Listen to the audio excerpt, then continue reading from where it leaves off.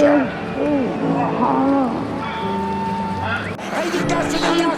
treats.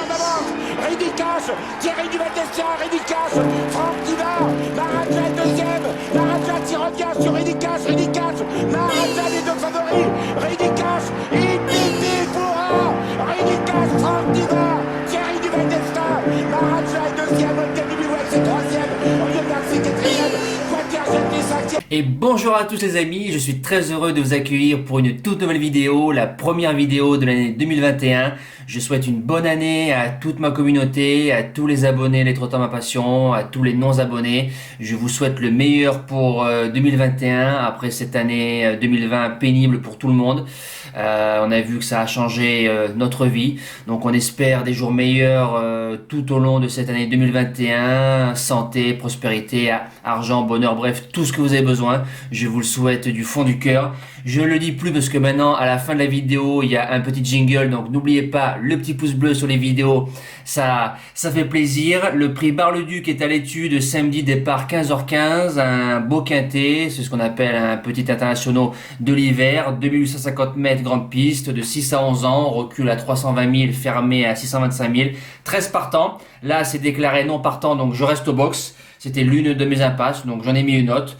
Quintet assez, je pense, assez facile, voilà, assez lisible. On démarre de suite les bases de jeu. Mon gagnant sera le 5, Firecracker, déféré des 4, fils de carreau, gagnant du critérium des 3 ans et des 4 ans. Rico qui s'y colle, Torel qui est à l'entraînement, c'est un cheval que j'ai vu en début d'hiver, j'ai eu du mal à le retrouver.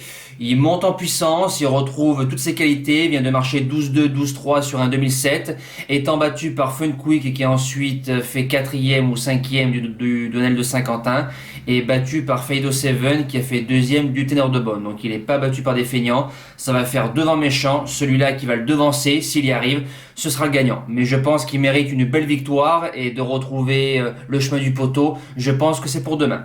Deuxième base, le 4, Sobel Conway. Enfin, on commence à voir qui c'est. Pour ceux qui avaient des doutes, un cheval très doué, très bon.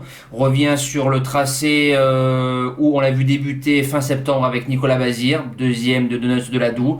A ensuite marché moins de 11 ou 11 sur les tracés de vitesse. Bazir va essayer de le cacher au maximum.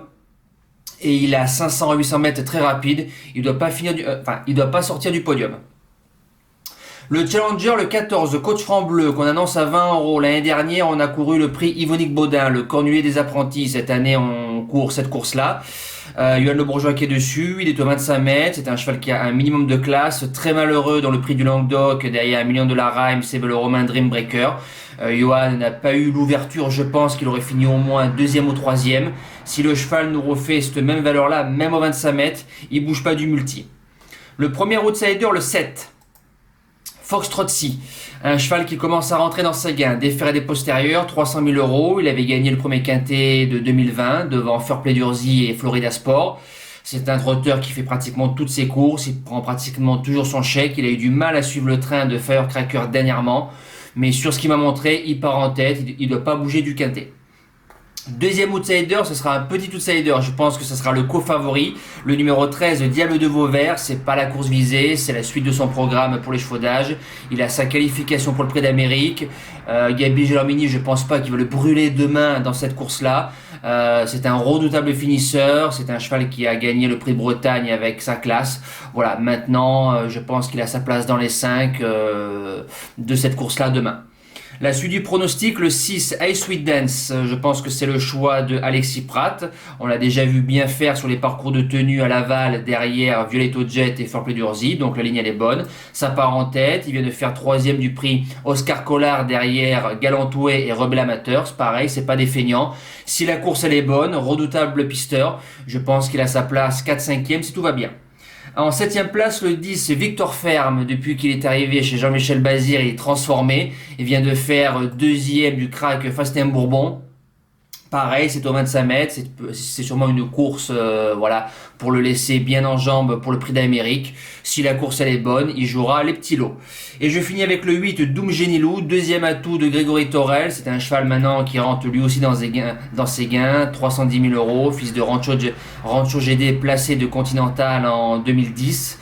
Si je dis pas de bêtises, le Continental de Rolling Derry Pré, 2009 ou 2010. C'est un cheval qui vient de faire 5e du prix Constant Hervieux. Voilà, il a bien fini, alors 5e, si tous les astres sont bien alignés, pourquoi pas. En cas de non partant, le 3 Britzel, le vrai Britzel aurait une belle chance 3, 4, 5, vu qu'il part en tête, Björn Group qui est à la drive. Ses chevaux commencent à revenir en forme, alors pourquoi pas. Les impasses, le 12 Express Jet ferré au 25 mètres, après 2 mois d'absence, on le prépare pour autre chose, je pense qu'on peut le rayer. Et le numéro 2, Eliseo, le cheval de la maison Pratt, ça reste ferré, c'est pas le driver de la maison, on met l'ami, je pense qu'on peut l'écarter sans problème. Voilà, nous passons au cheval du jour. Alors, le cheval du jour. Hier, on a eu pire que Odag Vedake, mais je vais rester gentil pour l'année 2021. Je vais rester cool. En réunion 1 course 2, le 6 Hokkaido JL, donc 25 gagnants, hein, bien évidemment, vu sa cote, 5e. Bon, ça serait bien de mettre un autre pilote à un moment, c'est bon, voilà, pour voir un peu si c'est le pilote qui a un problème ou si c'est le cheval qui est pas bon. Donc on finit l'année de décembre avec une 5e place, donc on finit en plus avec un premier moitié décembre très compliqué, deuxième excellente, donc j'espère surfer sur cette vague-là. Et pour le jeu du jour, nous finissons donc avec un 10 sur 14, donc ça nous fait 75% de réussite. En réunion 1 course 9, le numéro 10, Galdric Deschal, qui s'impose comme à la parade, sans coup férir, donc très très bien. Alors, pour samedi 2 janvier, le cheval du jour, ça va être rapide. En réunion 1 course 3, le numéro 5, Firecracker. C'est un cheval qui doit gagner sa course, donc vous retrouvez mes dires dans la présentation de ce cheval-là. Il doit jouer la victoire et le cheval le mériterait, donc j'y crois beaucoup. Et pour le jeu du jour, nous allons sur l'hippodrome de la Sépierre. En réunion 4 course 3, le numéro 7, Fabulous Jet.